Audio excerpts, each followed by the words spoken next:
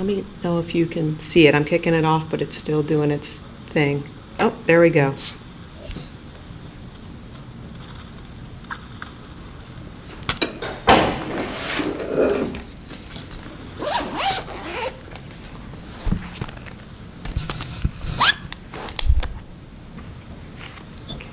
We are live.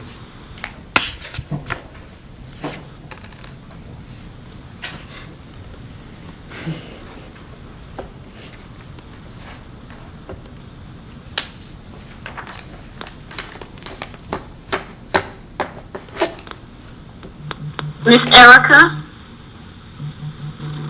Yes, Donna. I'm not seeing the live stream. Should be coming up. Oh, okay.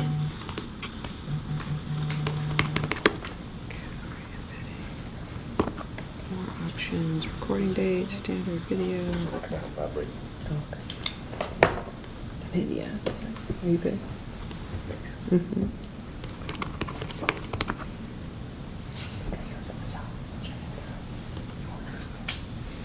Okay. Conrad said we're live. He can hear us. Can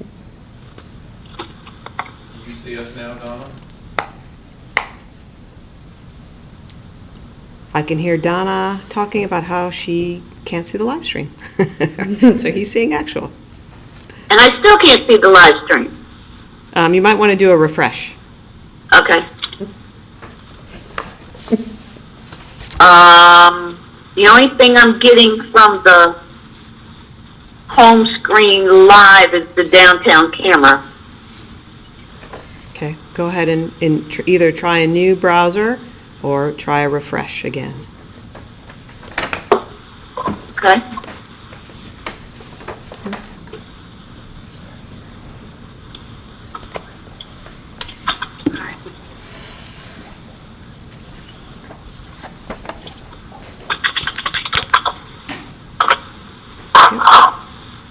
I see us and not me. This is great.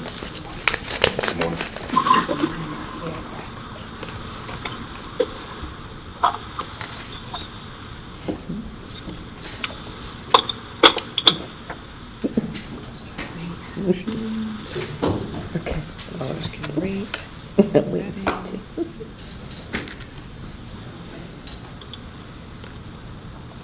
Comments.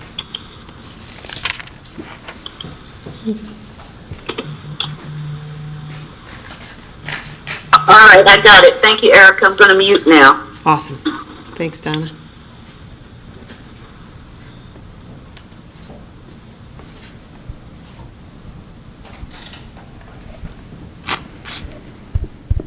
Just as an FYI, I sent everybody just a few minutes ago the updated version of this remote participation policy.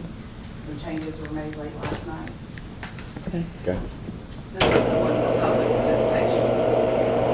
Thank you. Thank you.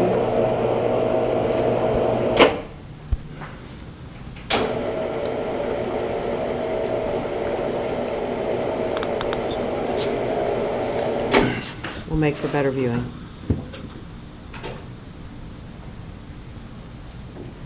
I feel like we're on lockdown now. I hope not, 'cause I can't take it.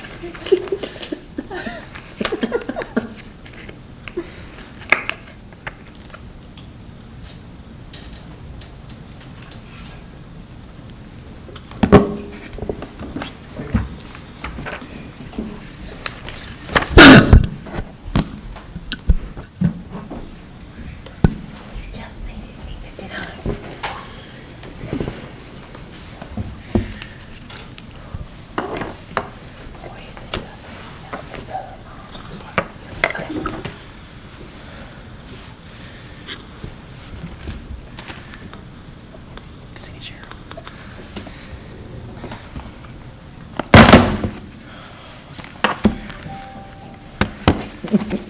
Sorry. Oops.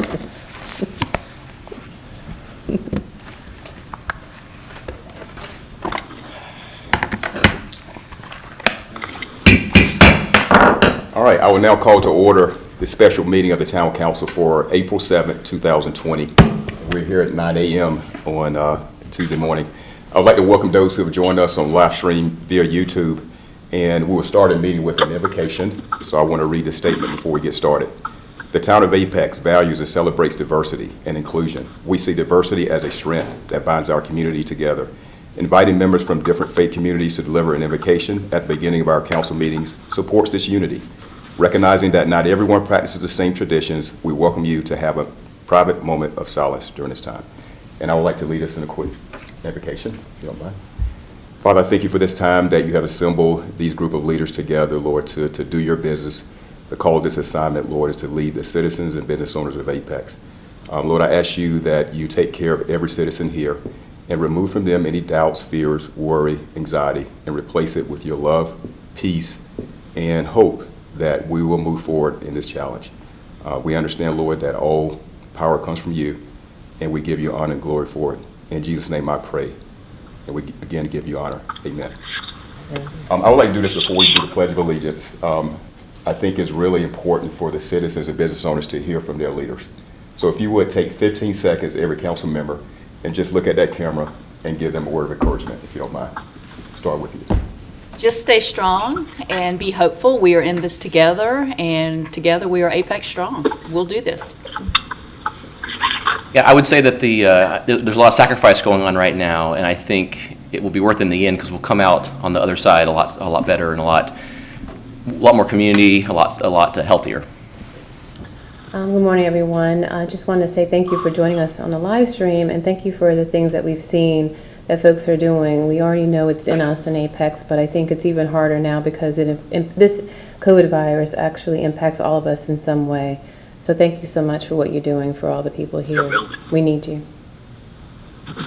I would like to say, we all appreciate your patience because this is a trying time for everyone. And I hope that you're staying in touch with family and friends and making an effort to social distance, but also keep up with mental health as well, because we all need the support from our loved ones. Thank you. Good morning, everyone. I also want to thank everyone in town for their sacrifices that they've made. I know it's been pretty trying. We've closed a lot of amenities over the past couple of weeks. It's been tough on everyone. I also want to point out that it appears from the data that it's starting to work, that the number of cases are increasing or decreasing in the rate of increase. It's starting to flatten out a little bit. So we've made a lot of progress. Wake County is doing really well compared to some other counties in North Carolina. We have less than half the cases of Mecklenburg, even though we're slightly larger now. So the efforts that we've made over these past couple weeks are starting to produce results. And I think if we keep it up for a couple more weeks, we're going to get through this and pretty healthy. Okay, thank you for the words of encouragement. Apex, we're strong. Let's join together in the Pledge of Allegiance. I pledge allegiance to the flag of the United States of America and to the republic for which it stands, one nation, under God, indivisible, with liberty and justice for all. All right, thank you. All right, so this is a special meeting. We don't have any presentations, so we'll move straight to the consent agenda. All consent agenda items are considered routine to be enacted by one motion with the adoption of the consent agenda and without discussion. If a council member requests discussion of an item, the item may be removed from the consent agenda and considered separately. So everyone has received the consent agenda. Are there any changes or recommended modifications on it? Okay, I'm hearing none. Do I have a motion to accept the consent agenda? Motion to approve. Second. All right, motion second, discussion. All right, all in favor indicate by saying aye. Aye. All opposed, no. All right, thank you. Unanimous. We'll move down to set the meeting agenda, and we all have a copy of the meeting agenda in front of us.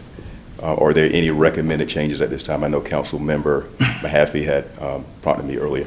Yeah, thank you, Mr. Mayor. My preference would be to deal with new business item number 1, concerning the COVID emergency loan program, given that this is a special meeting. I think it'd be appropriate to deal with that first in a special meeting on that topic. Okay, so you're wanting to do the new business one as the first item? That's correct. Okay, And, all right. and only that one? No, I'd like to do all of them. I'd just like to do that Oh. one first, given that we're here in a special meeting. Okay. Any other recommendations? Just a note, Mayor, that there is no public forum today as this is a special meeting, although it is on the printed agenda. Okay, all right. Thank you. So Mayor, you're going to move unfinished business 1 to the end of the agenda, right? That's correct. All right, so do I have a motion to move unfinished business 1 to the last item under new business? So moved. Second. All right, motion second. Discussion? All in favor indicate by saying aye. Aye. All opposed, no. All right, that passes unanimously, and we have a set agenda. All right, we'll move to the first item on the agenda, and this is new business 1, discussion and possible motion to give staff direction regarding the creation of an emergency loan program for small businesses. And who's the presenter for this? Sean is on the phone. Okay, all right, And Joanna, I believe, is joining him as well. all right. We turn it over to you two. Sean and Joanna, you are up for, All right. Good morning, Mayor, members of council. I just want to make sure can you hear me adequately? We can hear you. Yes. Yes. loud and clear. Okay. All right. Thank you. So what we have before you, Joanna and her team have worked on a possible draft, including some questions in response to the discussion around small business loans, as many of our businesses have had to either shut down or cut back significantly due to the COVID response.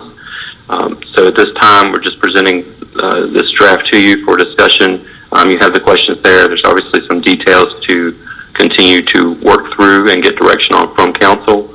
And Joanna may be able to give more insight into those questions and be able to answer your questions better, as her and her team have done most of the work on this. But we'll stand by for any questions and discussion you have, take notes, and see what we can put together.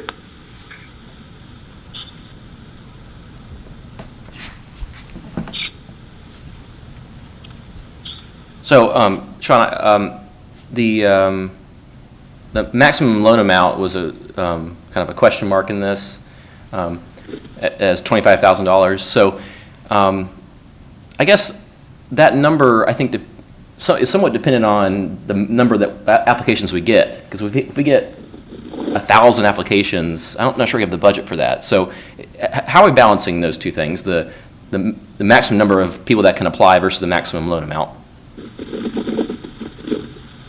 I'll take that, Sean. Can you hear me? This is Joanna. We can hear you. Yes. Yeah. Loud and clear, Joanna, you're good.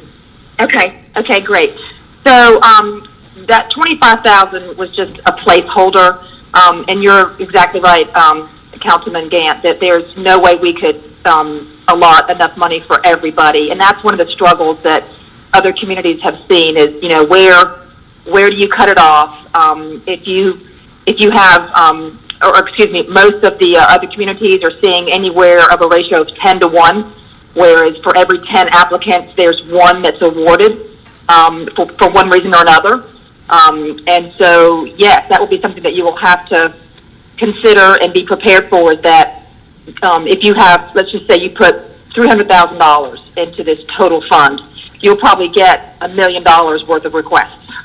So it is something to go into knowing that not everyone will be eligible, and then even those that are eligible might not, pan out just because they apply late or the funds run out or something to that effect. So I will say that a lot of communities are doing a $10,000 maximum loan amount, and I think we have here in the notes that whatever we do would be not to exceed 3 months of an operational of a fixed operational expense. So those are all the finer details that we would look to you to give us a little bit of guidance on. So then are you asking us to make a decision on the total amount or on the amount per business? Or both? Both. Okay. Both.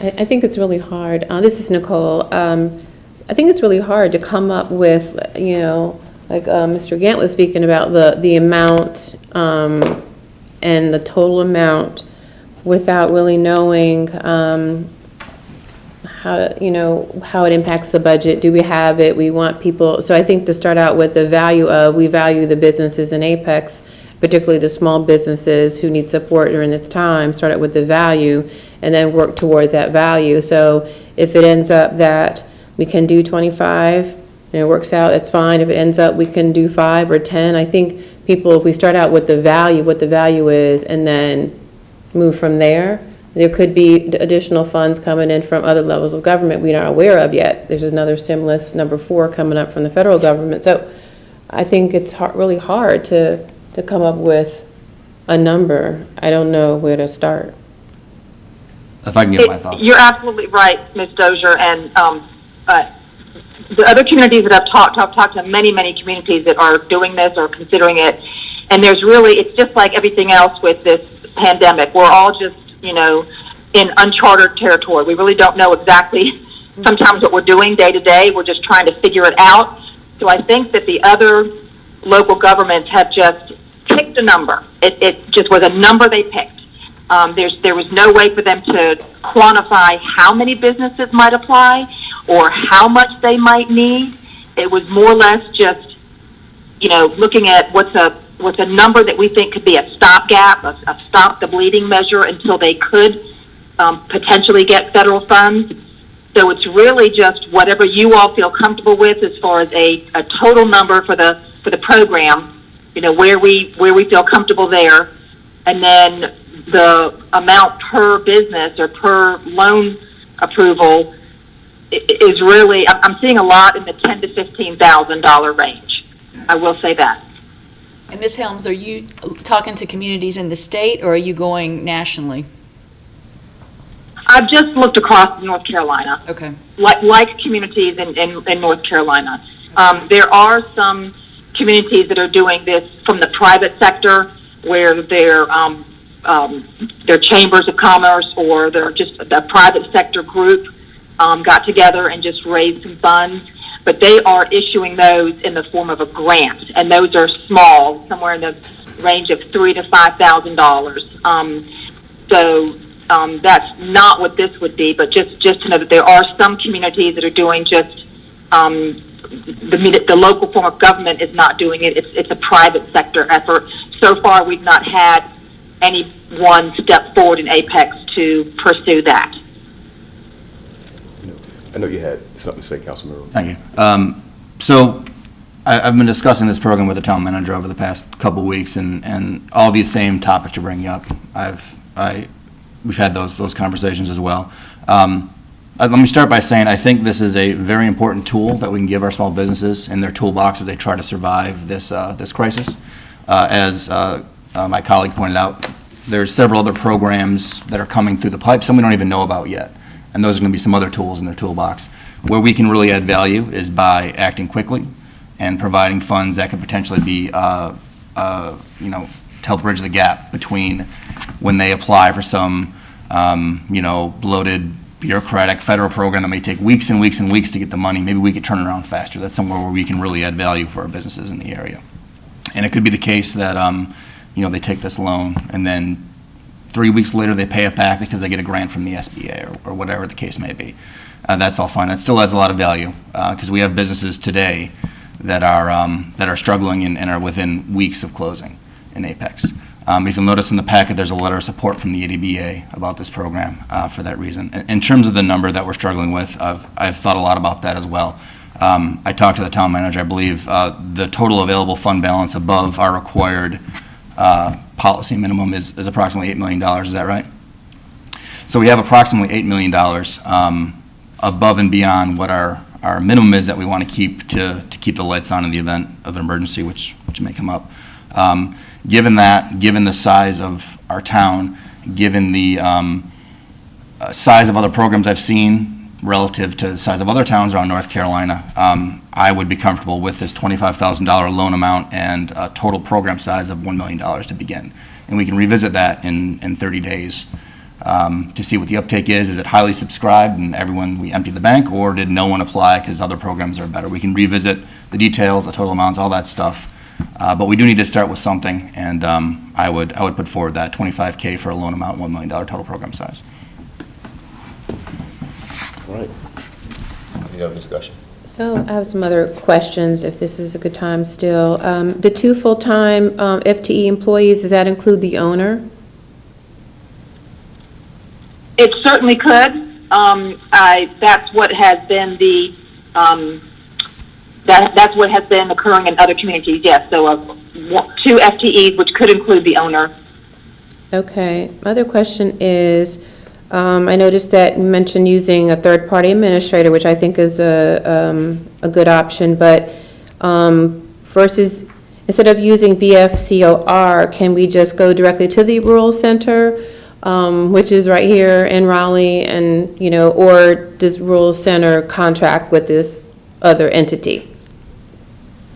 Yes, the rural center would absolutely be one of the third-party administrators that we would seek to, you know, get a proposal, if you will, or just I've been trying to have a conversation with them for a week. They're very busy and they're not returning calls right now. Yes, the rural center would be an option, I imagine, for that third-party administrator. And I agree that what I've heard more recently in some webinars and conversations is that they do suggest that your third-party administrator be local, so somewhere in the general area of where you are, as opposed to somewhere else in the state. So we would work very hard to find a local third-party administrator. So Diana, I'm sorry, Diana, Ms. Helms, not even Joanna, I didn't say Joanna, but Ms. Helms, if you would remind me, I'm happy to reach out to them. We partner with them on rural health stuff, so I'm happy to try to do that, if you remind me. Great, thank you. Yeah, I've got a couple contacts there too. We're just missing each other. We're phone tagging and email tagging, and we're just missing each other. So it'll happen. It's just been kind of a series of unfortunate events. Right. Thank you. And Ms. Helms, I just have a Thank quick you. question for you. One, do we have records of how many small businesses are in Apex that would meet this criteria? Like, do we have a record of total small businesses here in town? Well, I suppose that would depend on what you define a small business as. Of course, you know, the federal government defines a small business as any company with 500 employees or less, and so that would be about 99% of our companies.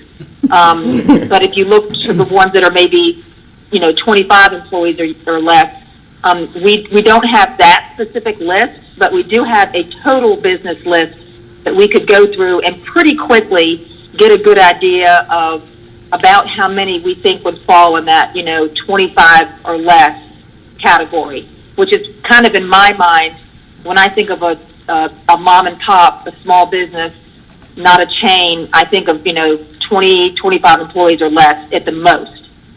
Okay.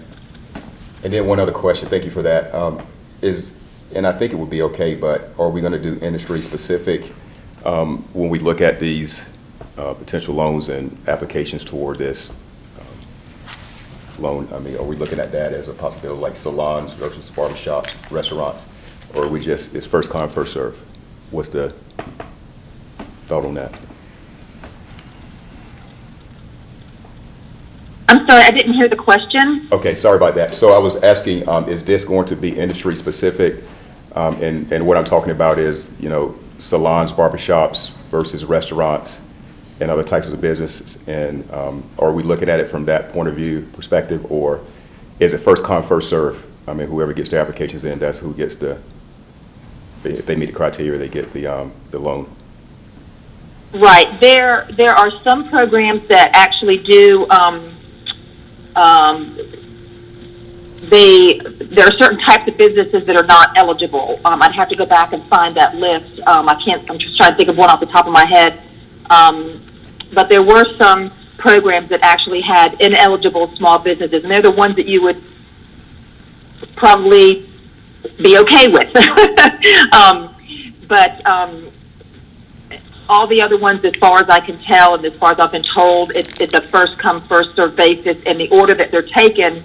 But then also, you know, if the 10th application comes in and they're not eligible, then they just go to the next one. So it's been kind of first come, first served, but I think they all come in pretty quickly.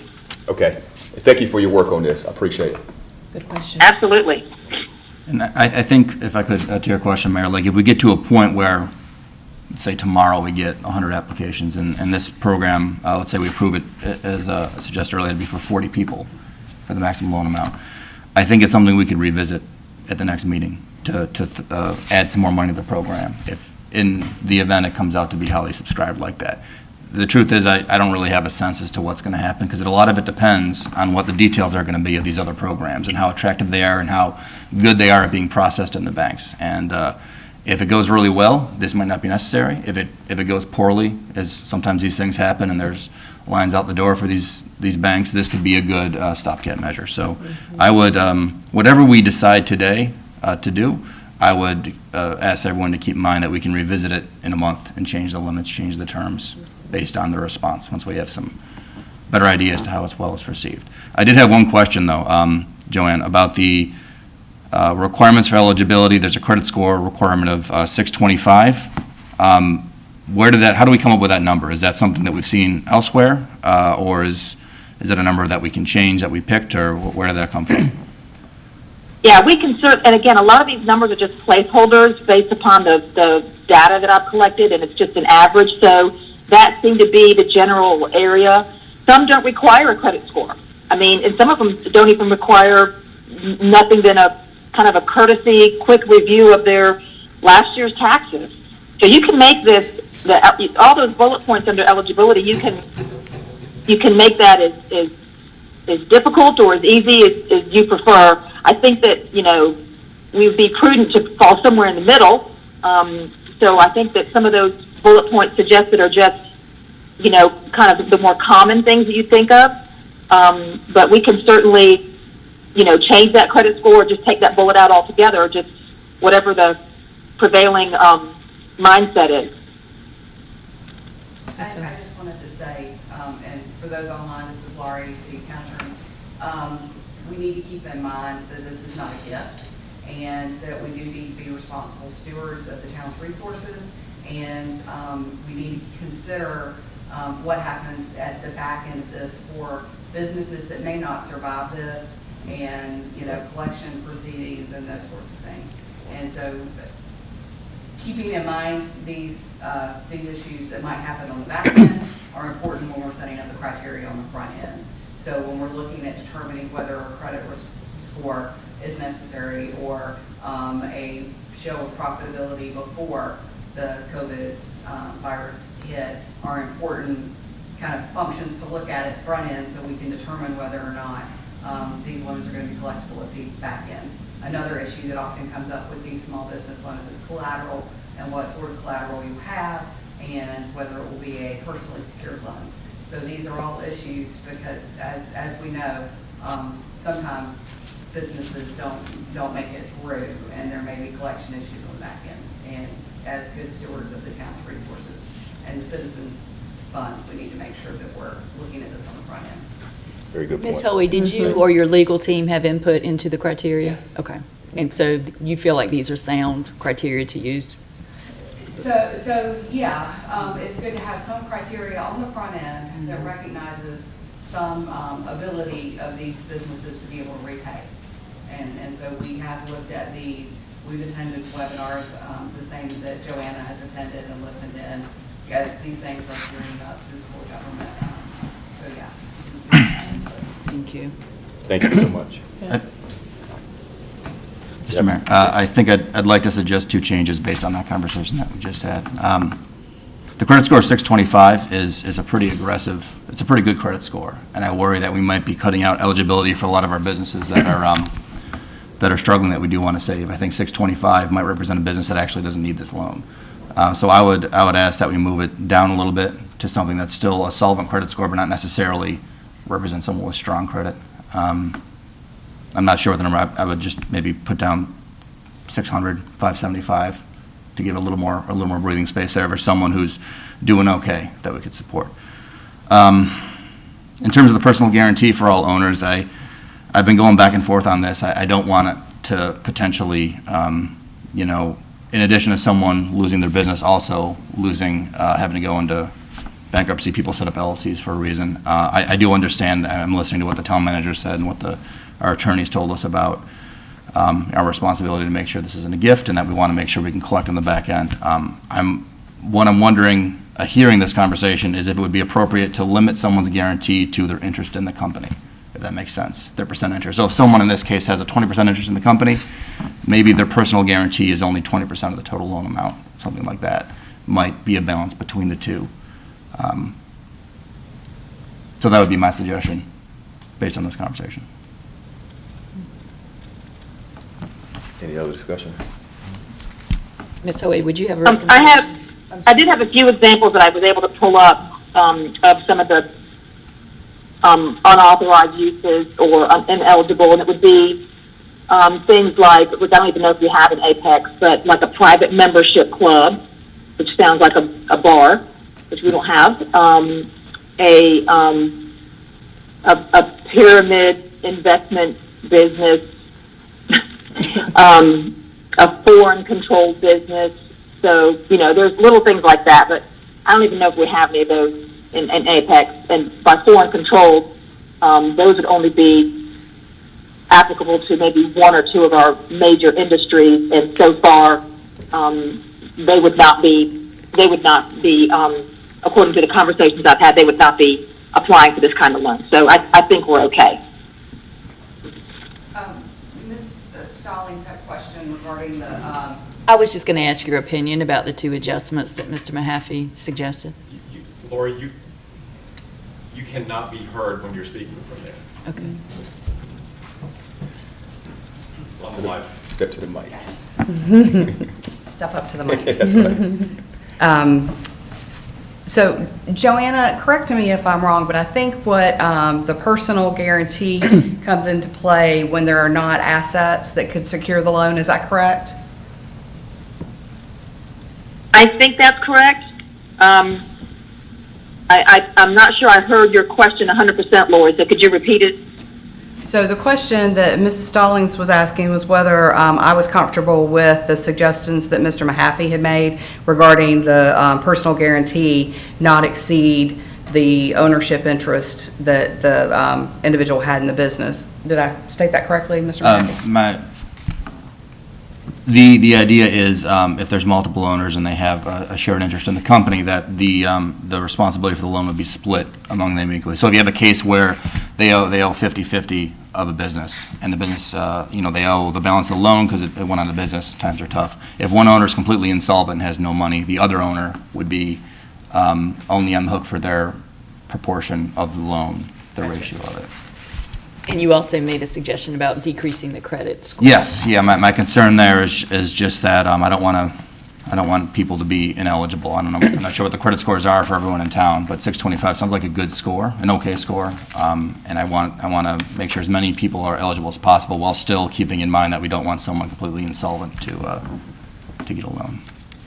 Okay, so there's a couple of different components to this.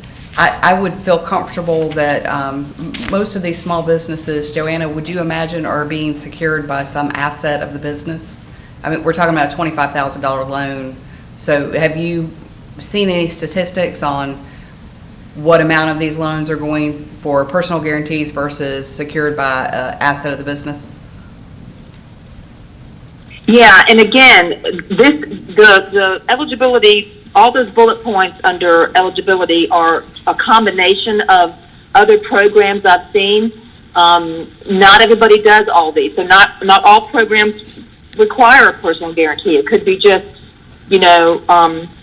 instead of, a collateral or a lien or something to that effect. But I think your point is good, Lori, in that, even with this loan, there could be some that still don't make it. And then what do we do at that point? If the whole purpose was to help them, and we did help them, and they still didn't make it, how comfortable are we with going, to taking the measures that we put in place to recoup our resources? Yeah, so going back to the question I guess Ms. Stallings asked is my comfort level on this. I mean, it's just, it presents a higher risk to the town. The lower the credit score, the higher the risk that we may end up having to collect on the end. And the lack of a personal guarantee or a limit on the personal guarantee, again, it may ultimately create a little bit higher risk for the town that in collection on the back end. I would also imagine that if we lower the credit score eligibility, that still the third-party administrator is going to be looking at this, and that entity with the lower credit score may be assessed a little bit higher interest rate on the loan. So. Right, and I think that's a very good point. I was just going to say that I would look towards that third-party administrator to give us a little bit more guidance in this. I'm also attending another Zoom meeting. It's either today or tomorrow. I think, Laura, you may have sent me the link to it, but it's information on, for local governments doing this, and more information on how to structure it and where the risks are, and what percentages should be where, et cetera. So I think between continuing to get, quickly, not belaboring this out, but getting information quickly from this team or Zoom meeting today, and then also having that conversation with a third-party administrator, I think they can really give us some good insight onto all these pieces, parts that we're talking about, and trying to figure out, where should the credit score lie? Where should the personal guarantee, where does that fit in? So I think that folks that are in this business every day will be able to give us some clear advice quickly, and then we can always resend that out to folks to get their comfort level where it needs to be. I think for purposes of setting this up and giving direction to staff to move forward or not move forward on this, if council is comfortable with lowering the floor, so to speak, on the credit score, I think, we'll work through that as we do with the third-party administrator. So. I think there's already a substantial amount of risk in this. If the economy really goes bad, and there's going to be a lot of bankruptcies, and I think a high floor is my preference on this. I actually would be okay increasing the cap more than I would want to lower this eligibility floor, personally. I think we're going to lose some money on this, even with this set of criteria. We're not trying to make money. I mean, we could lose, I hope we don't, but we could lose a substantial amount of that $1 million if we go for the $1 million. So, I mean, it could be a substantial difference, too, depending on how we set this eligibility floor. So for me, I would like to go ahead and make a motion that we adopt the proposal as drafted by staff, and noting that in working with the third-party administrator that there may be changes, improvements to the 2 bullets that Councilmember Mahaffey mentioned, so that we don't hold this up any longer. And I mean, I'd say that, the federal government, is going to wrap people up in red tape, to be able to get all the things that they need. And so if we can help unravel some of that by providing a stopgap measure to our businesses, I think we do that and do it quickly. But then letting the experts kind of guide us on those 2 points, or if there are others. So my motion is to adopt the proposal as written, with directing staff to work closely with the third-party administrator on those 2 items. And did you have suggestions about the amounts?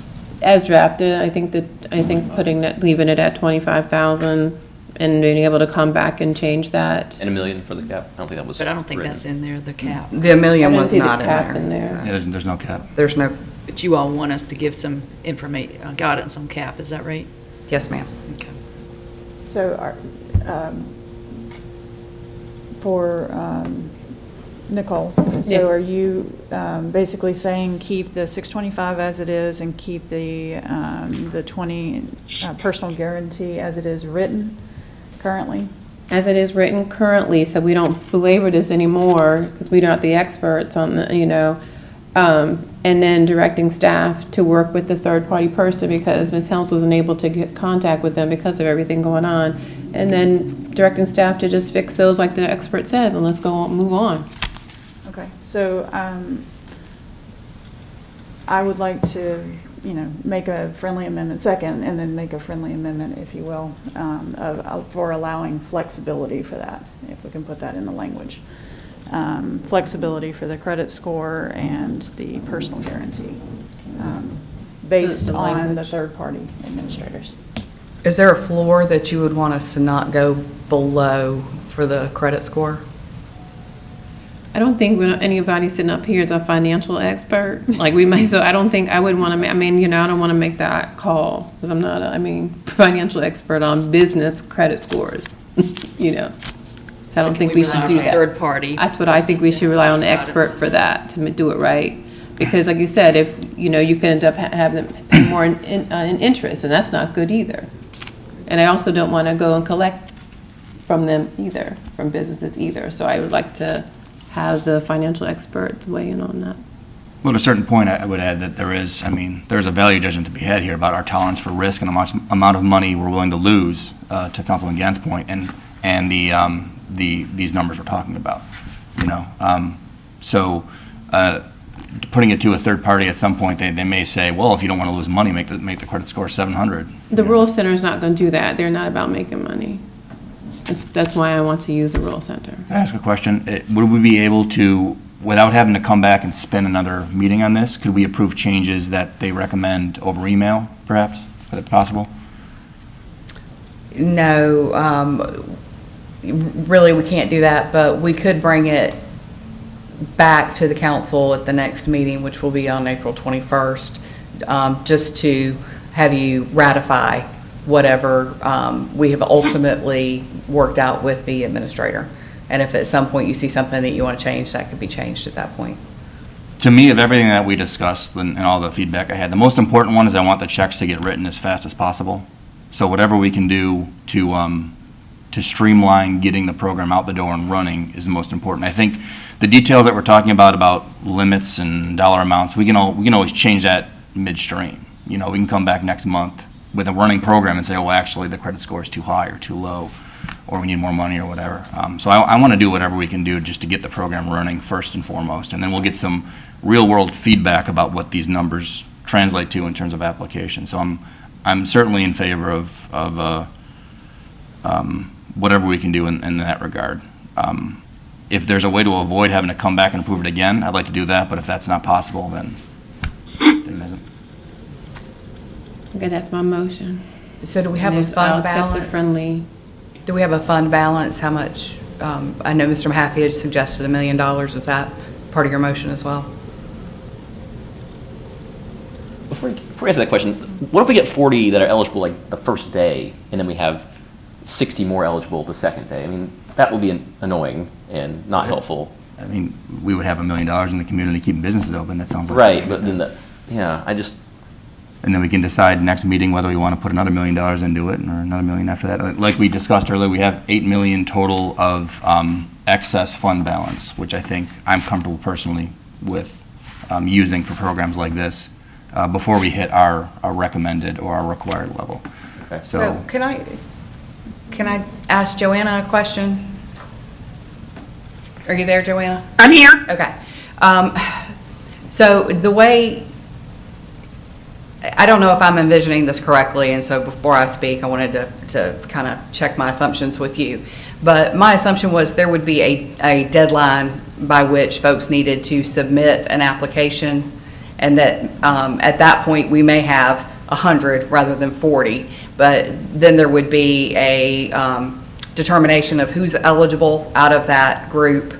And then some of them may need up to the entire 25,000, but some of them may not. Is that correct? And some may, just Correct. require a lesser amount. Correct. So we may be able to serve more than 40. There would be a deadline, and there would be take the max, I mean. some that might not need or apply for all 25. And then I would assume there would also be kind of a risk assessment and tolerance with those eligible as well, correct? Correct. Okay. So does that help answer those? So the third party will help determine the Yes. amount. So everyone may not get 25,000 who applies. Correct. And keep in mind, over time, some of these loans will be paid back as they get refinanced, if you will, into an SBA loan or some other program. I'm really hoping to be more of a stopgap than a long-term solution here. So something we could maybe get something out the door in a week, whereas it may take a month or 2 months. So as money comes back, we can loan that back out to someone else. I think Mr. Mahaffey is very correct, and that would be the exact point of this, is to just be, again, to fill the gap until such time they can have other assistance or things turn around one way or the other. So, no, that's perfect. And so in my motion, I failed to add the information related to the cap. And I think this is a big decision, so I don't think it should just be Terry, Mr. Mahaffey, and I making that decision. I mean, we were talking about the numbers, so I would like to hear how you all feel about the $1 million, so I can add it to my motion. I would be fine with the 25,000 per business cap, and then the $1 million max right now. And again, we may have a lot of people applying for it, we may not. Right. We can't tell the future. So I would like to start with that, and then if it's necessary for us to come back and discuss it again, then we will. I'm fine with it as well. Yeah, I don't know Okay. the answer, but. So I need to start again. So make a motion to adopt the small business loan program policy as drafted, but directing staff to engage the third-party administrator on 2 key items related to credit scores and I forget the Personal guarantee. personal guarantee, and adding a cap of $1 million. And the 25,000 max per business. Yeah, and 25,000 max per business. I second it. All right, we got a motion and a second. Okay. Discussion. Let me hear from Town Manager Drew real quick. I just had a message from Mr. Purvis too. In here, so it's the way it's drafted, it applies to businesses within the town of Apex, our corporate limits, and our ETJ. We just want to be sure that you're aware it says ETJ and you're comfortable with that. Absolutely. Okay. And Thank you. Thank you. Thank you. can I clarify on your motion, when you say flexibility, we're talking to the third party, does that mean that we need to have another say in if these numbers change? Or I do you don't think so. I think If they recommend something, if they, they I just think do it. if they Trust right, staff. exactly, that's what I would direct staff. If they say it needs to be 575 is good, then we go with that. They're not going to say 400, So we're not financial experts. I think we rely on an entity like the Rural Center, who's a nonprofit, whose goal is to keep businesses and other folks but that's my motion to flexibility for the staff to draft the policy in that way, and then they just bring it back for us to ratify. what if they come back with like 3 options, say in like a really loose, kind of medium, and a kind of a strict I don't think the Rural eligibility? Center's going to do that. Okay, I just want to rely on them to talk to Ms. Hoey, Ms. Helms, and come back with a policy that makes sense. I mean, they do this for rural communities all the time. okay. Hopefully. I work with them, they do this all the time. They're the reason why some businesses in rural communities are surviving before COVID. Okay. All right, we got a motion and a second. Any further discussion on this? All right. Go ahead and take a vote.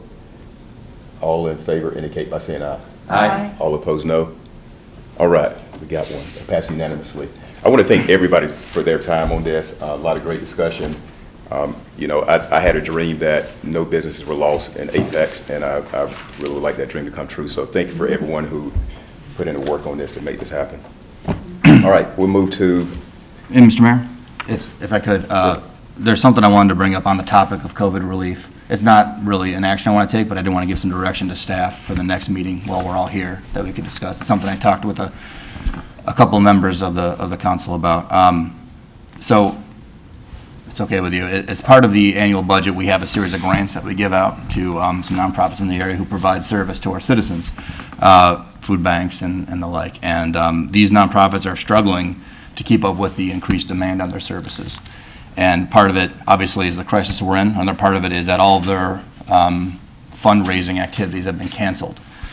So I think that it would be appropriate for the town to revisit our grant amounts for the fiscal year 1920 in light of the current change in circumstances to help them reach fiscal year 2021 while still providing the level of service that they need. So I'd like to give direction to staff to evaluate those grant amounts and perhaps come back at the next meeting with a budget amendment to increase a supplementary grant to help them bridge these final 3 months, to reach out to them, see what their situation. I've had some informal conversations, and I know people are struggling, but I think it'd be appropriate for us to do, given that when we set these amounts, we didn't know there'd be a pandemic.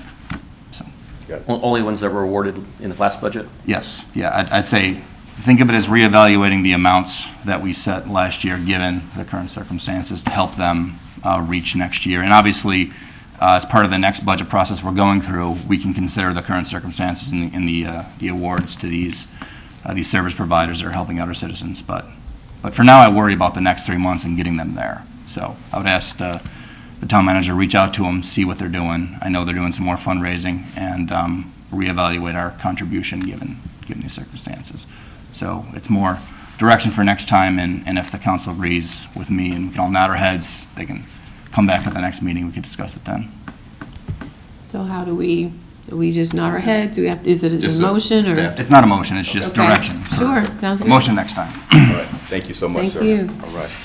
All right, new business number 2, discussion and possible motion to approve a policy to permit remote public participation in town meetings. Lori and Drew. Unless Drew wants to take it, I'm already here. The town attorney and the IT director and some others have worked very hard on this, so I'm not going to take any credit for it. Or blame. No, I'll take the blame. Okay. Okay, good. Okay, so what I emailed you was the latest draft. It's a little bit different, just some minor clarifications to the draft remote public participation policy in official meetings. And so while we're doing this and we have the stay-at-home order, as Mr. Haffey stated last time, we still need to conduct some town business. And to the extent that we need to do that and have public hearings and regular meetings, we need some way for the public to be able to participate in those.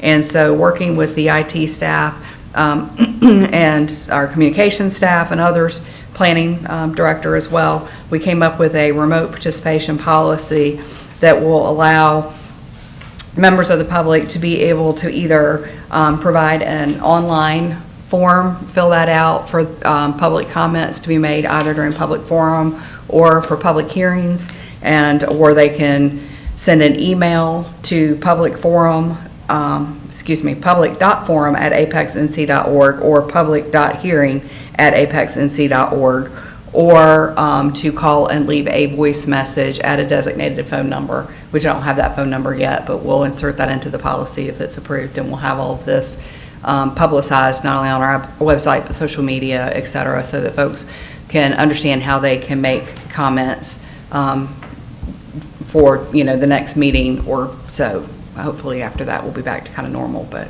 yes, ma'am. So will these be sent out via email to us, or will they be read out during?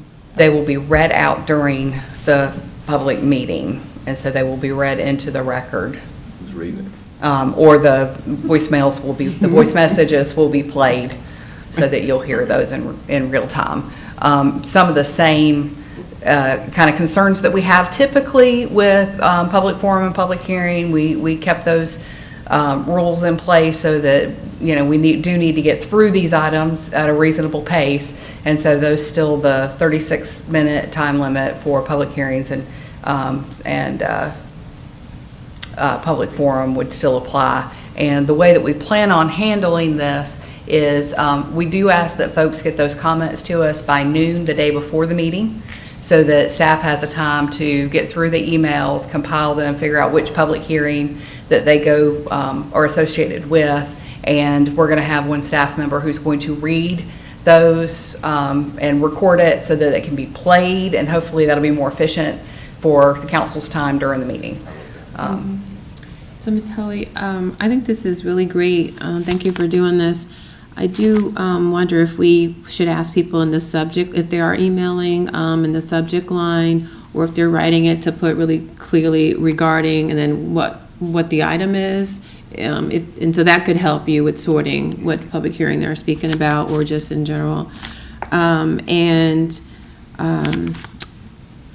guess for folks who might be doing it by telephone, I worry that they may not see this announcement on the website or on social media. So perhaps, there's another way, like through the utility bill or something like that, to make sure that everyone knows about this. But I think this is really a good step in the right direction. And we had talked about trying to get an insert into the utility billing. We're not sure, I think, that we could get it in quickly enough, that this will have impact, but we will have this posted outside so that if folks come by, and also with notifications that get sent out for the planning staff, when they send out notifications of an upcoming public hearing, they will have all of this information as well. It will go in the notice. And we'll also be sending a press release out, so the media has it. Okay. Does the town ever do automated voicemails? Robocalls? Automated voicemail? Have we ever done that? So the Audrey's team for customer service sends out automated messaging about billing. So a lot of this would be centered around what we could do customer service-wise that we do for our billing participants. Is that a possibility for this, or is it? I can certainly look into that, yes. How would we handle the situation where we get more than 36 minutes worth of comments? This has the potential to really open the door to wide public participation. The bar's a lot lower. So what do you do if you get an hour's worth of comments? Do you prioritize them? Do you summarize them? So the way that we have suggested handling that is similarly to when we have the live in-person, we kind of designate one, and this is why we need the staff time to be able to go through these, because we do anticipate there may be more public participation. But staff will go through those, they will compile the comments that have been made, and they may come to you and say, okay, we had 50 emails that made these 5 points, and then we had 30 that made these additional 3 points or different, points. And to me, that gave you the same sense as the, members here in the public, being able to, kind of raise their hands when they agreed with something that was being said. And to clarify what you said earlier, will they be read and summarized in the minutes, or will we include them directly in the minutes? Like, we could imagine just having 50 pages at the end of the minute saying, here's all the comments we got, or they could be summarized saying, so-and-so emailed this. How do you anticipate that? If we have a large number of emails that we've had to summarize for the council, then we'll just provide that summary. If it is a reasonable number that we can provide, we will just provide those verbatim. Does that make sense? Yeah. I have a comment just more for you guys, kind of related to this, is I don't think this will, I think this is a good step, but I don't think it will replicate what the in-person speeches. And I think we should delay rezonings until we can resume in-person public hearings.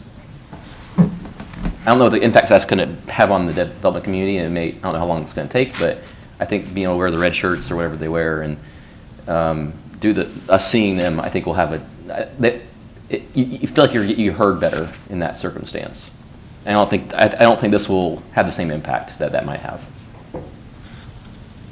I want to see what you guys thought of that. So that is a statement that we did put in this policy, was that the council would limit public hearings to the greatest extent possible for the duration of the state of emergency. So that is one thing we are asking you to consider. We haven't specifically talked about public hearings. Quasi-judicial hearings are they're not doable because they are, in essence, a court-like proceeding, and with evidence and sworn testimony and all that kind of good stuff. So quasi-judicial, you will not be hearing any kind of remote participation on. We haven't discussed other types of, zoning matters, but I agree with you. It will not provide the same opportunity for public comment because it's not simultaneous to the hearing. And there's just, with the technology that we have, we don't have the technology to allow us to be able to have that simultaneous participation by the public. Are you looking for a blanket postponement of all of them, or you want to look through some of the trivial ones that we often see as well? Because of the occasional, correction, adding a condition, removing a condition. There's some stuff which is... It's more important for the controversial ones, obviously, for me. And who decides? So maybe who decides is what the public comment is when we're hearing from a lot of people in different ways about, and it makes it controversial, then maybe that's the one that we make a decision to put off so people can actually be more engaged with us, like you said, and do their advocacy. I don't think it'll work, though, if we delay it the day before. I mean, I think Oh, there's. we won't know Mr. the number of Town comments. Manager. So Yeah, you're I right. suggest that because the way we do things now is you normally set a public hearing at one meeting and you hold it at the next. Mm-hmm. If you feel that an item is controversial, don't set the public hearing for the next meeting, set it for sometime in the Okay. future. The applicant won't be happy, that's okay. If you think it's a controversial thing, I don't think there's anything that legally binds this body to have it on a given calendar, especially in the situation we're in now. So just don't set the public hearing.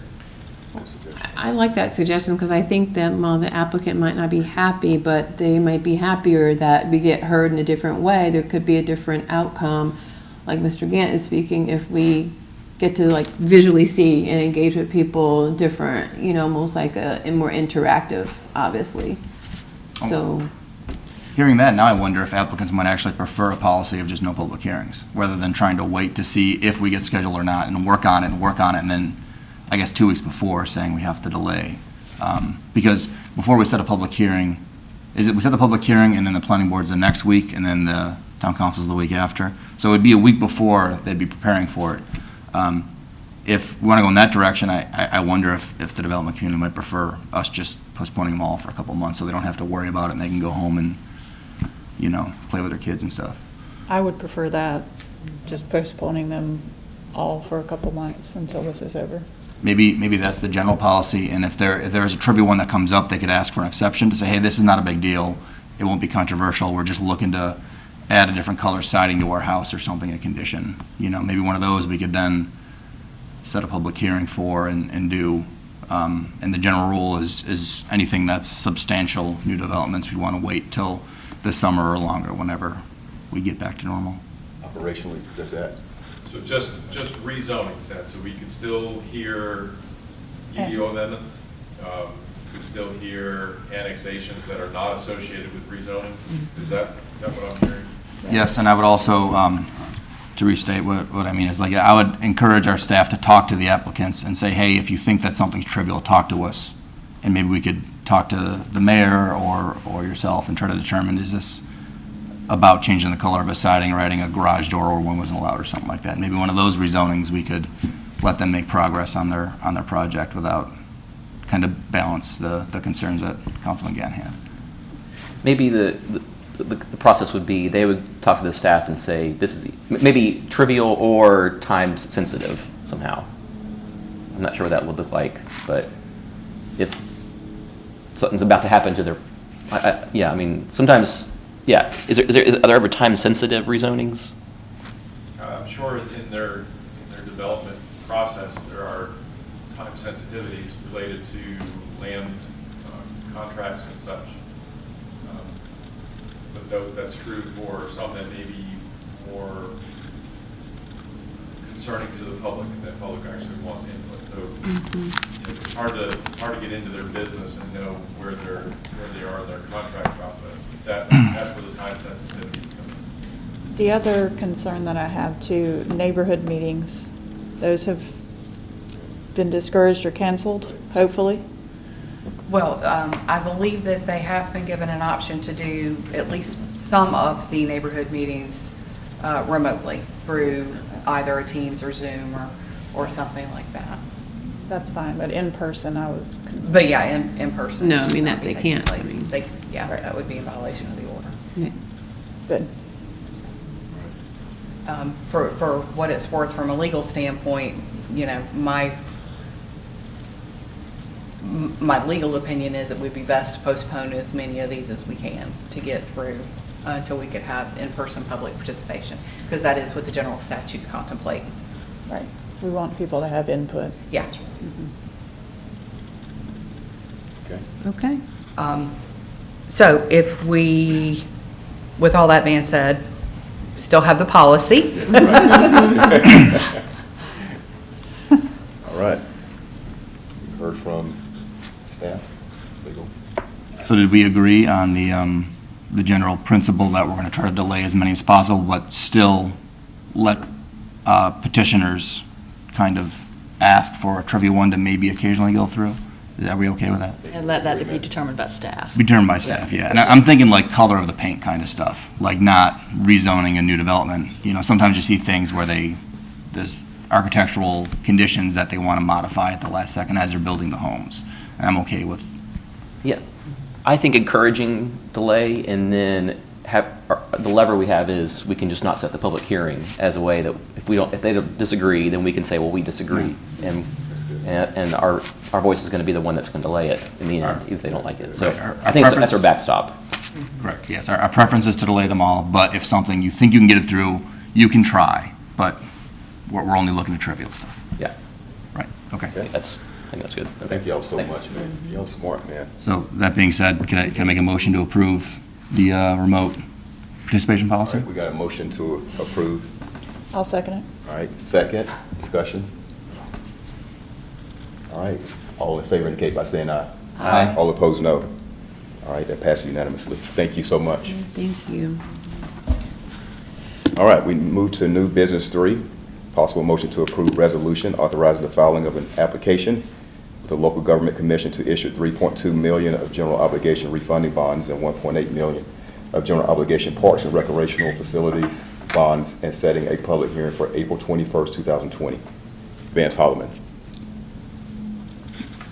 Yes, can you all hear me okay? Yes, sir. Yes, sir. Yes. You have before you a resolution and several documents today relating to a couple of debt issues that we discussed with you during our retreat.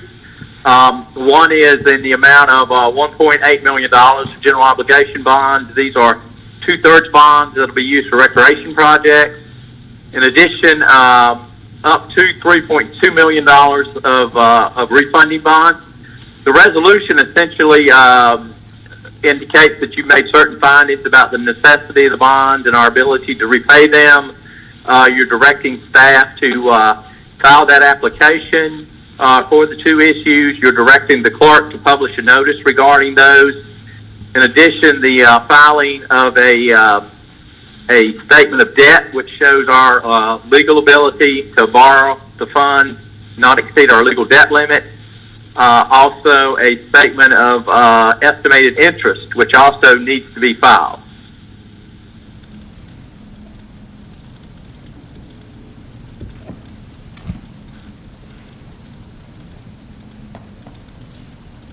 Motion we approve? And the Are you done, I'm Vance? sorry. Oh, go ahead. I'm done. Yes, sir. Sorry. I'll second it. All right, so we got a motion and a second. Discussion? All right, all in favor indicate by saying aye. Aye. All opposed, no. All right, it passes unanimously. Thank you, Vance. Thank you, sir. All right. We now move to unfinished business 1, discussion possible motion on various mitigation measures to address concerns shared by residents who live near the site of the new electric department facility. Thanks for waiting so patiently, sir. Good morning, Mayor and Council. First, I would like to thank each and every one of you for your support you've given staff during this difficult time. The staff really appreciate it, and that's the first thing I'd like to say. So what we're here to talk about is some unfinished business. The electric department facility, options to mitigate resident concerns. So a little bit of background. Back in November, it was part of old business, we discussed some concerns of residents that live on Lee Island Cove more specifically. And after that meeting, staff was directed to go look at what options there may be to mitigate some of the concerns that were brought up and discussed in that meeting. Then so staff went and did that. On January 7th, we had a work session to discuss the mitigation measures that were options that we could possibly do. And from that meeting, staff was directed to meet with residents on Lee Island Cove. We did that on January 23rd. And after that meeting, we wrote a memorandum to the manager, Mr. Havens, basically following up on how that meeting went with the residents. And in that meeting, we were looking mainly at talking about a screening wall, if you will, as the main point of mitigation. I would say that the residents were somewhat okay with the idea of a wall. I would not say they were happy with the idea of a wall. You know, they really looked in that meeting not as a meeting of mitigation, but they voiced their concern that they wanted the project stopped, and that was really their status, and that did not really change during that meeting. But they did come up with some additional requests, and that was also included in that memorandum to the manager. So then the staff was requested to, get costs from the consultant. So we went out to our consultant to get costs. Now, knowing that these costs are still the best costs available from the consultant, ultimately the cost will be anything that we decide to do. Those costs would actually be whatever the contractor is negotiated with. Okay, so we already have a contractor under, doing the project. We have an agreement. So anything that we do, we will have to negotiate costs with him. But these are our best estimates that you will see here today. So then we've come up with a memorandum with those costs. And so where we are at a critical stage in our project at the electric department facility, where we need direction from council today on any measures that you wish to implement. Okay. It should be noted that any mitigation measures that you choose for us to go forward with will likely have to come in the way of a budget amendment from the fund balance. Okay?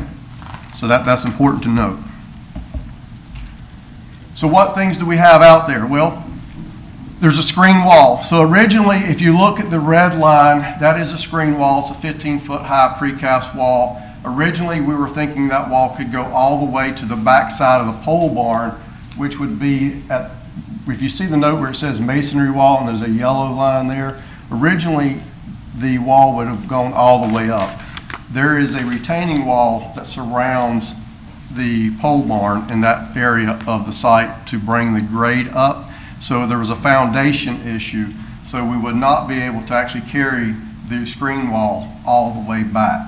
So what this represents is a 380-foot long screen wall with a total cost of $620,000.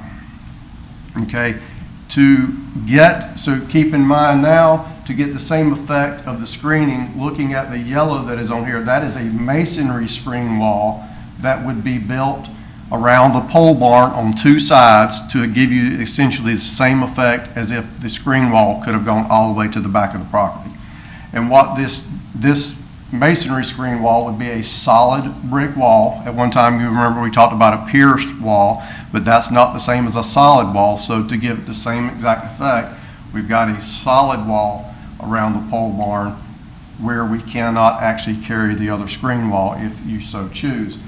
This is to go on two sides of the wall, or two sides of the pole barn. You'll see that it's 11 feet 4 inches high, and the total gap that is visible is 11 feet 8 inches. So there would be only a 4-inch gap at the top, so you wouldn't actually be able to see anything stored in the pole barn, which was a concern. You'll see a note at the bottom of this that says masonry screen wall on 3 sides of the pole barn could be constructed for $250,000. The reason I put that in there is if the council so decided to not build the 15-foot high wall all the way, they could put a 3-sided wall on the pole barn itself, and the total cost for that would be $250,000. Relocation of the dumpster. The estimated cost to do that is $75,000. And what that takes, it takes it from the eastern side of the site and moves it to the western side of the site. I would like to point out that this dumpster will be having the same type of material in it that you have with the dumpster here at Town Hall, the same type of material that is over at the warehouse. So it's a lot of packing material, and other than that, it's material just from what's coming out of the office setting. It is not expected to smell. I would argue that moving the dumpster from one side of the site to the other will not change. That's not how to address a smell issue if there's a smell issue. The way to address a smell issue is to clean it and make sure it's sanitized. So, but we don't anticipate that to be a problem. This is not something that the staff recommends doing because we don't think it will change anything. So if the wall's there, you can't see it anyway. And if you have additional screenings, it will be very questionable how much you would see it anyway. And there is it does have a screening built around the dumpsters in themselves. They're not just sitting out. It's, they have a barrier around them. Additional landscaping on the east side of the gravel lot. So the gravel lot is this back lot.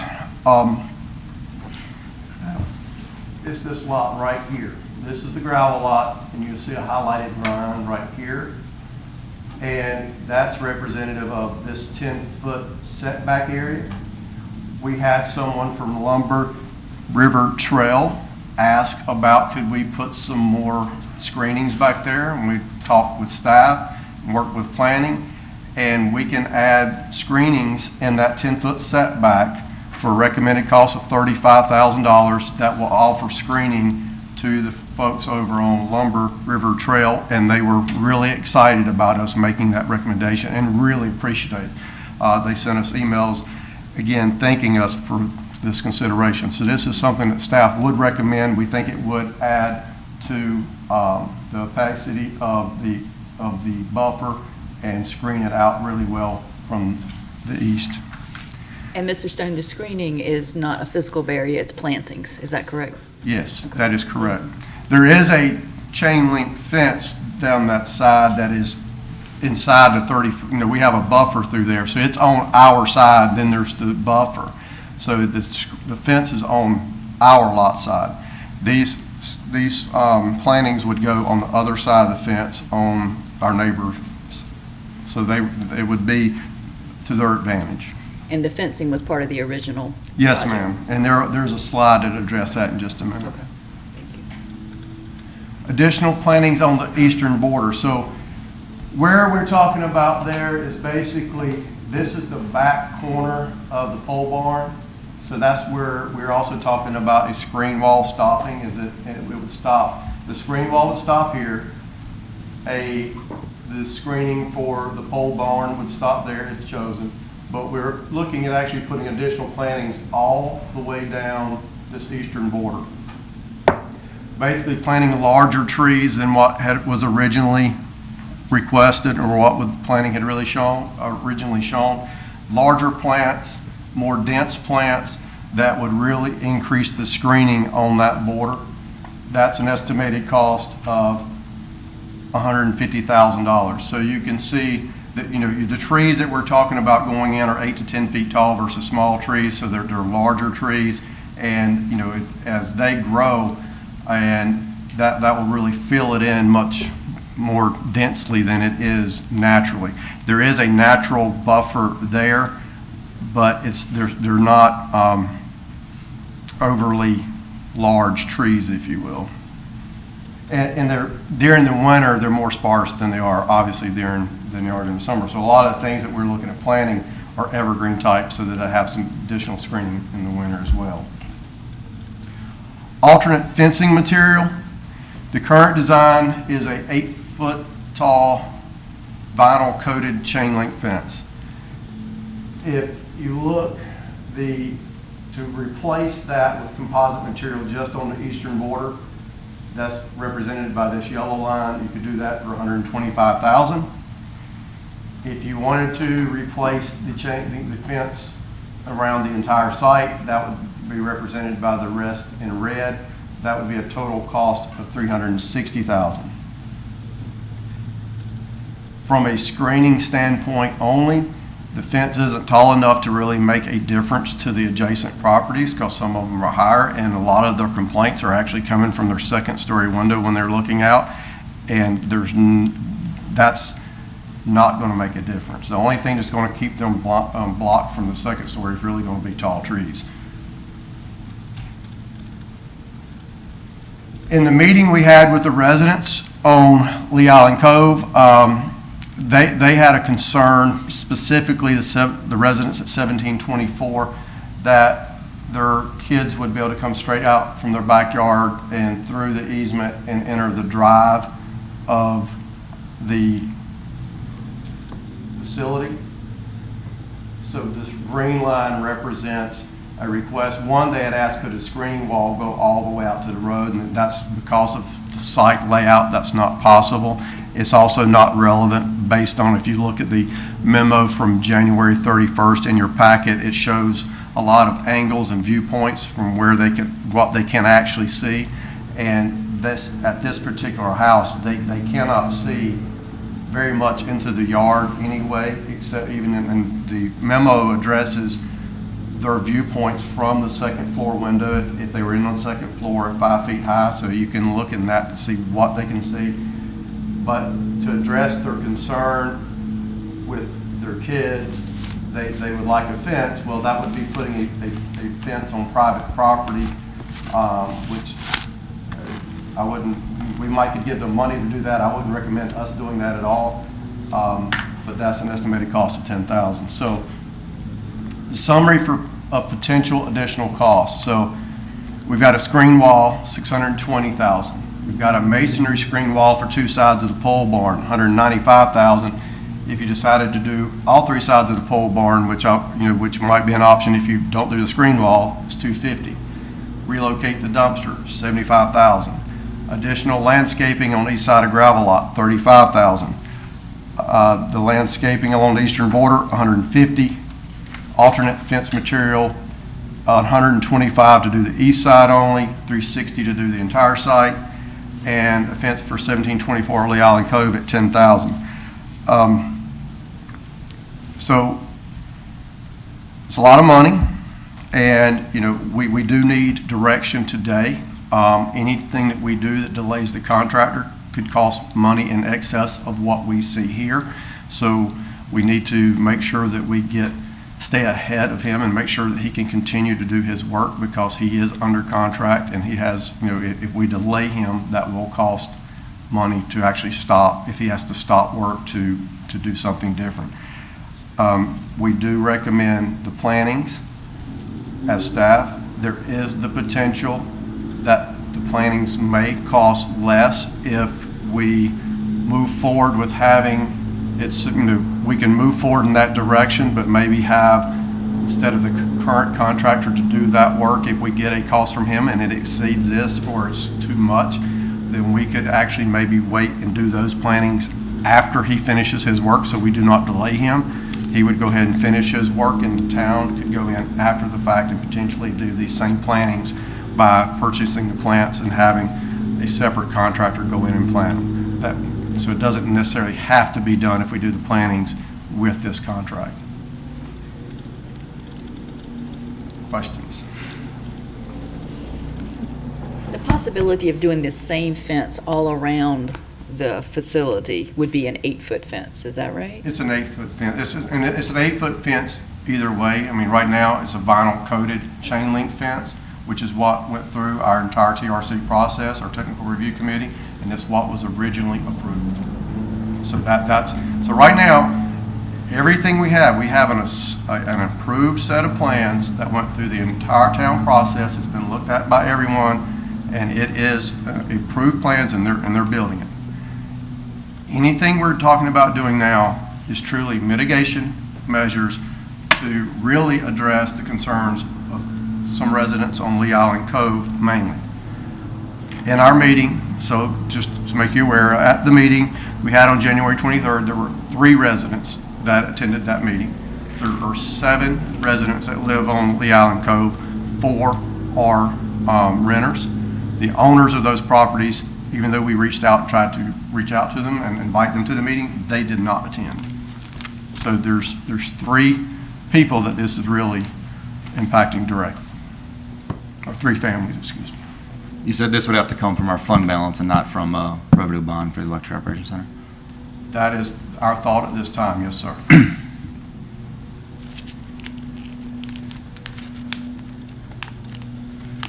I think the biggest thing that disappoints me here is that we're focusing so much on this eastern wall and not necessarily mitigations for the entire neighborhood. I think there's some opportunity specifically on Mount Zion Road for some additional crosswalks, or maybe considering a speed bump or something that might provide benefit for the residents of the area that are walking to the pool, the amenities right there that can increase safety. So I kind of want to have that conversation instead of this one as to when can we talk about what we can do for the residents living around the pool who might deal with the increased traffic. I think the money might be better spent there. And what about the Buckhorn neighborhood? How will this mitigate any issues for them, or will it?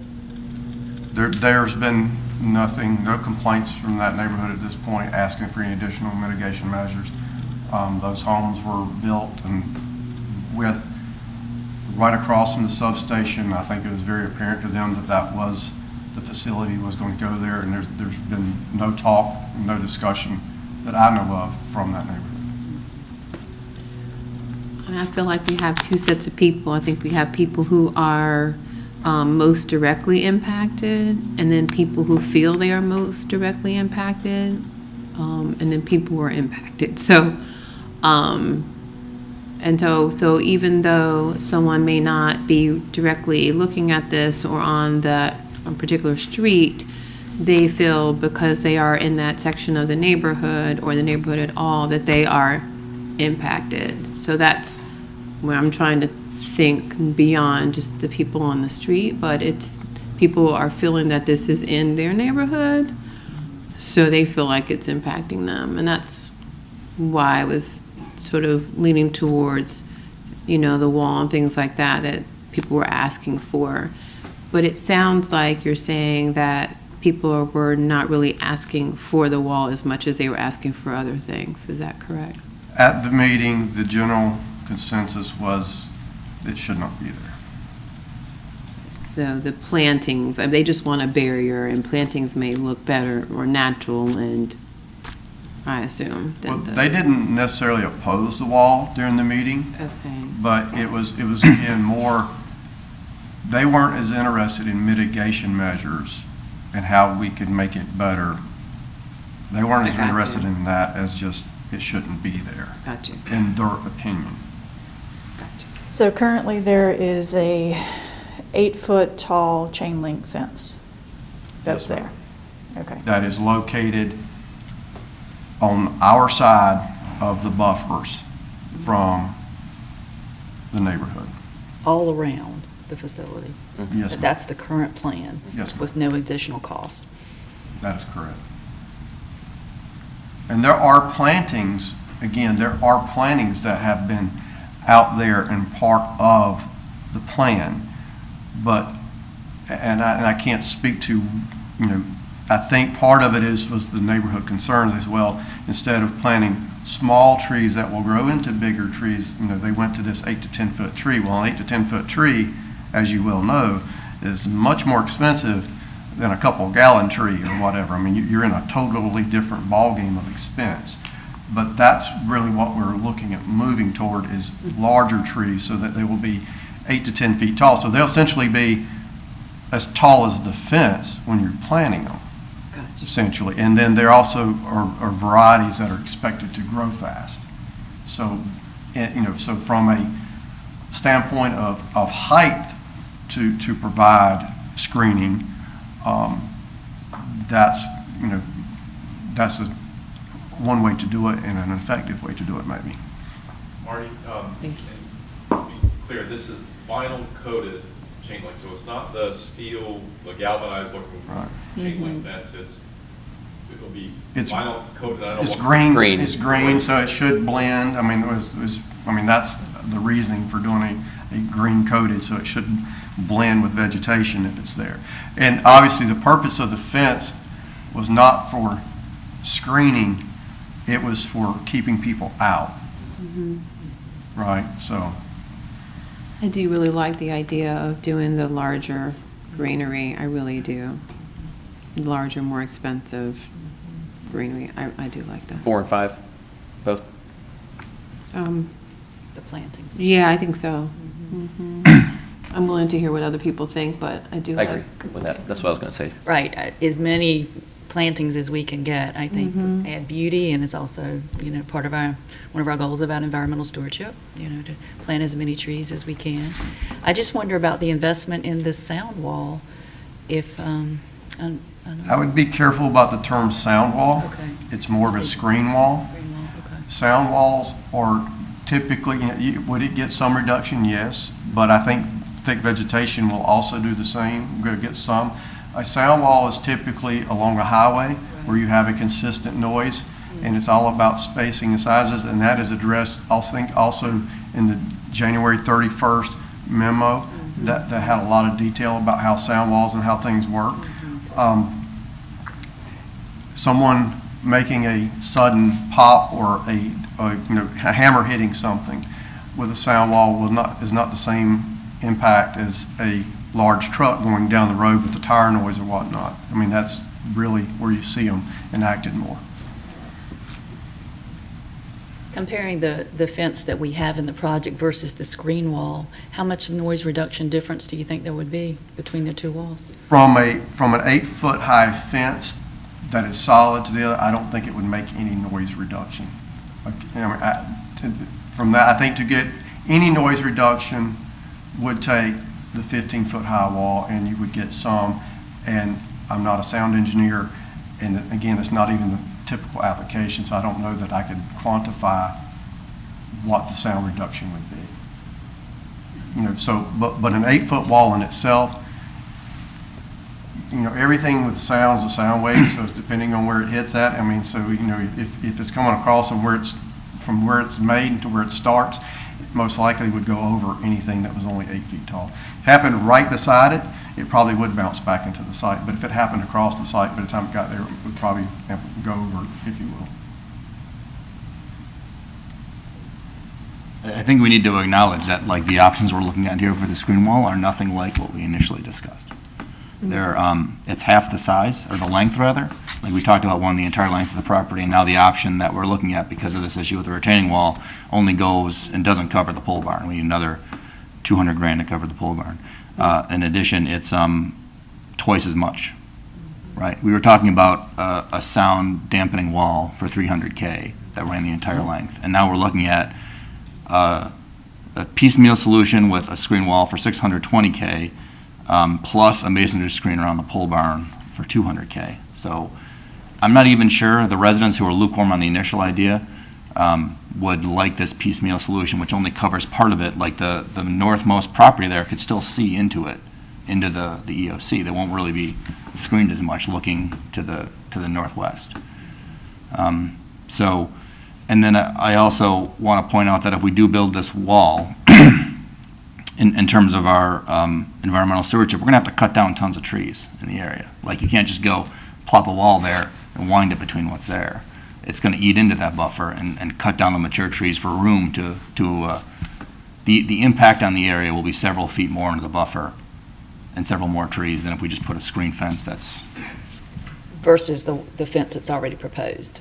Is that Yeah. correct, Mr. Stone? Is your understanding? Or? Yeah, the fence that is proposed is outside of the existing tree line, so it's not impacting any.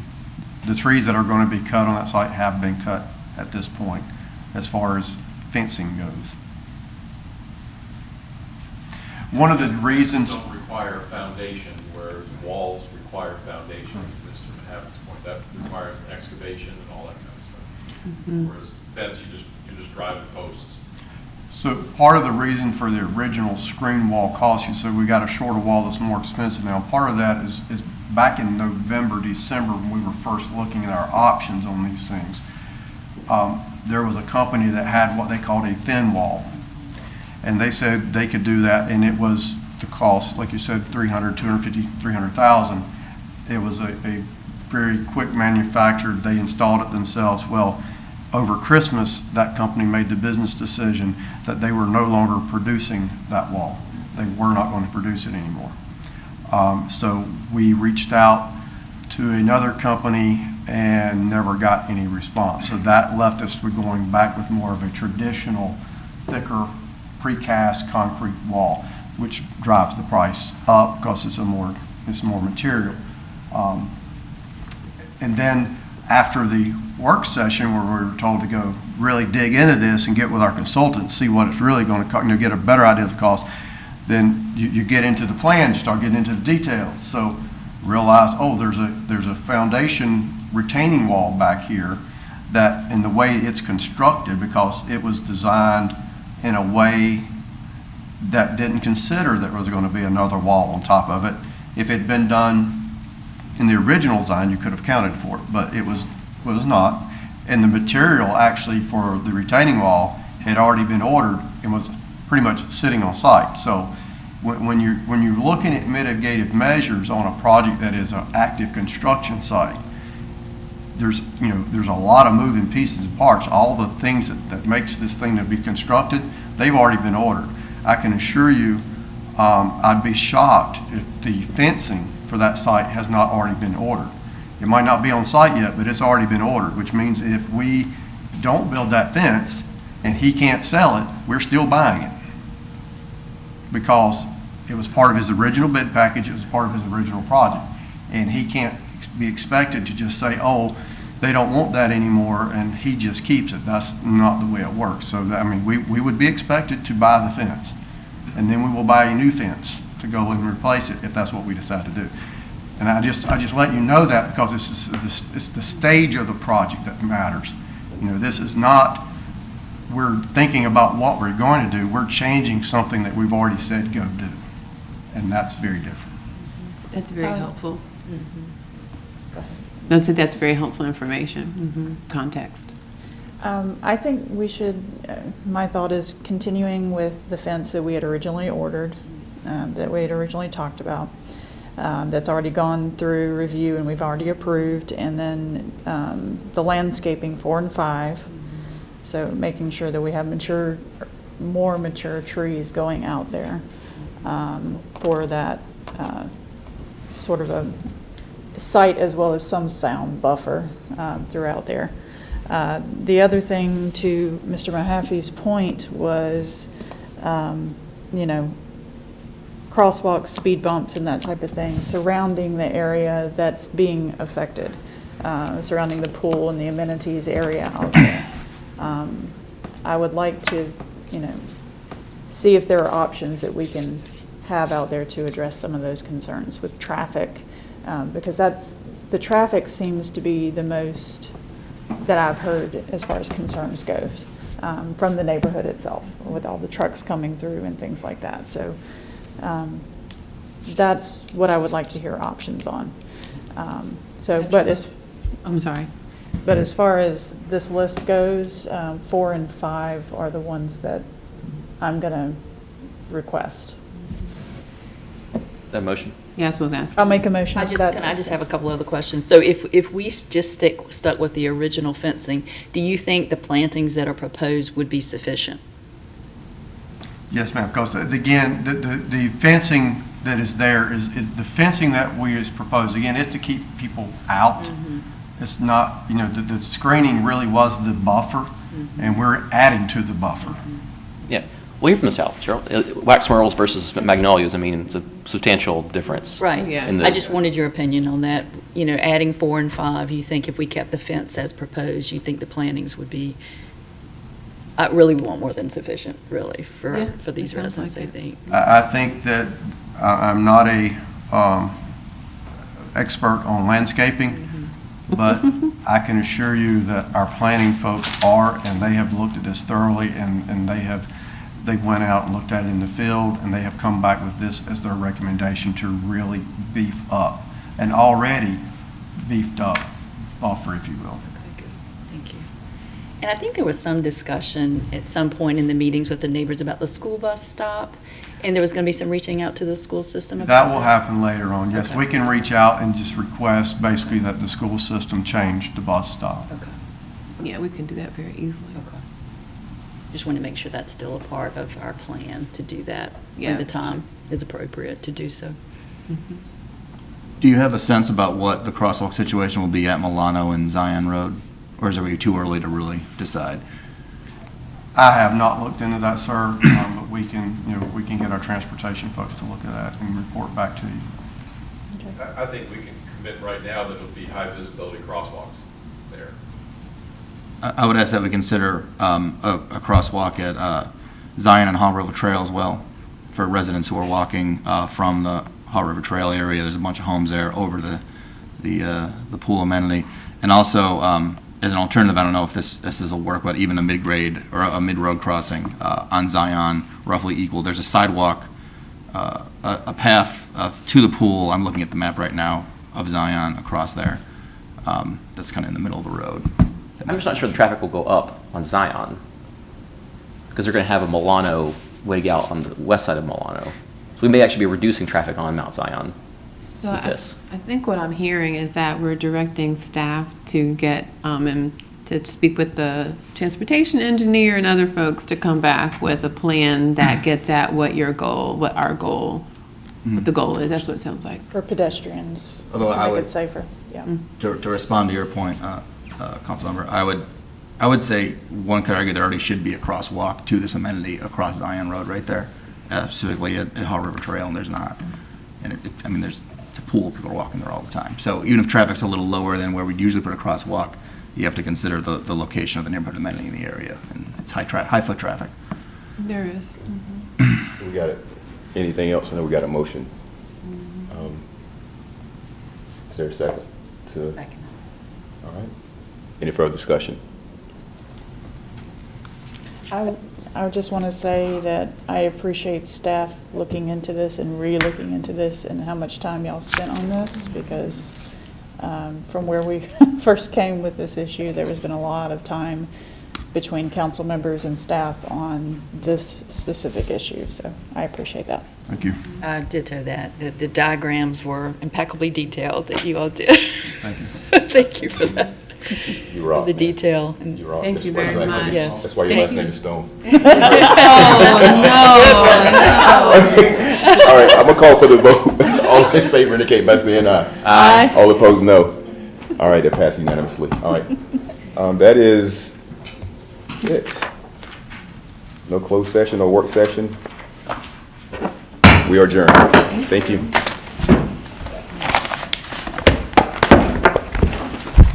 that I'm rushing out, but I have 11 o'clock briefing. Thank you for I have being to, like, speak on.